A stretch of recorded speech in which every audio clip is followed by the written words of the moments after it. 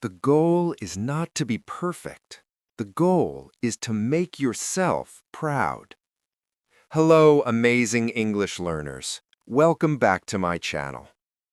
Take a second. Think about why you started learning English. Maybe it was for a better job. Maybe it was to travel the world. Maybe it was to understand your favorite songs or movies without subtitles. These are all great reasons. But today, I want to talk about a deeper reason.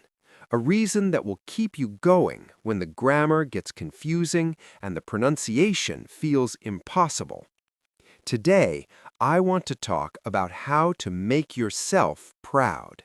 And to do that, I have to share a secret with you, something I've learned from my own journey. It's not about being perfect. It's about being brave. I remember when I was learning, mention a language you've learned, or if you haven't, use this universal story. I was living in a new country, and my biggest fear wasn't the grammar tests, it was the supermarket. One day, I needed to buy a specific type of bread. I knew the word, but I was terrified of saying it wrong. I stood in the aisle, just staring. My heart was beating fast. I almost left without the bread. But then I thought, no, I am here. I am trying, and that counts for something. So I walked up to the baker. My voice was quiet, and my pronunciation, honestly, it was a mess. But the baker smiled, understood me, and handed me the bread. Walking home, that bread felt like a trophy. It wasn't a perfect conversation. It was a real one. I didn't just buy bread that day. I faced a fear. I stepped out of my comfort zone. And on that walk home, holding that warm baguette, I made myself proud. And that feeling of pride is so much more powerful than the fear of making a mistake. So how do we create more moments like that? How do we build a habit of making ourselves proud? It doesn't happen by accident. It happens with a simple, structured approach. Think of it as your personal success system, and it uses the exact same skills we're using right now. Let's break it down. Listening, your input. You are listening to me right now. This is step one. Listen to English every day.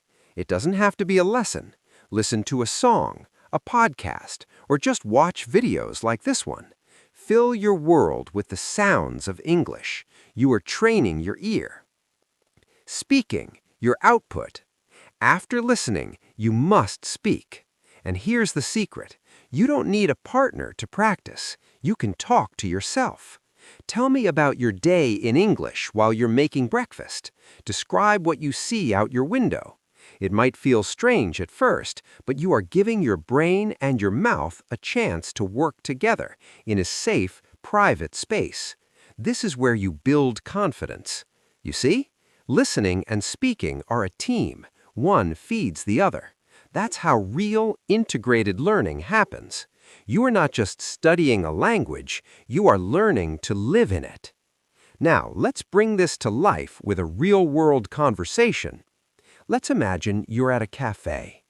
You, practicing at home in the mirror. Deep breath. Hi, I would like a coffee, please. The barista. Sure, what kind of coffee would you like? You. An iced latte, please. The barista. Great. Small, medium, or large? You. Medium, please. The barista. That will be $4.50. You. Here you are. The barista. Thanks. Have a great day. You. You too.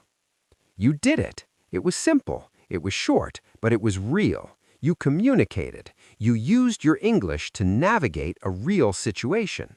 And when you walk away with that coffee in your hand, you can look back and say, I did that. I showed up. I tried. And that is something to be proud of. So my challenge to you today is this. I want you to stop waiting until you are perfect to feel proud. I want you to find one small moment, today or tomorrow, to make yourself proud.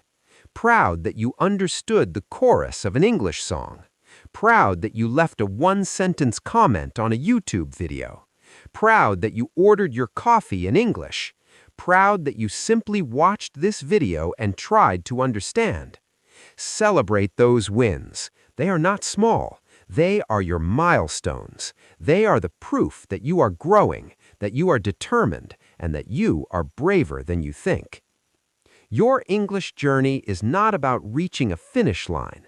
It's about collecting these moments of courage. So from today, I want you to make a commitment to yourself, not to be perfect, but to be brave, to try, and in every attempt, every effort, every time you step out of your comfort zone, you give yourself a gift. You give yourself the chance to make yourself proud. Now, I'd love to hear from you. In the comments below, tell me one small thing you're going to do this week to make yourself proud. Just type yes if you're committed and share your goal. Let's build a community of proud, brave English learners together. Thank you so much for watching.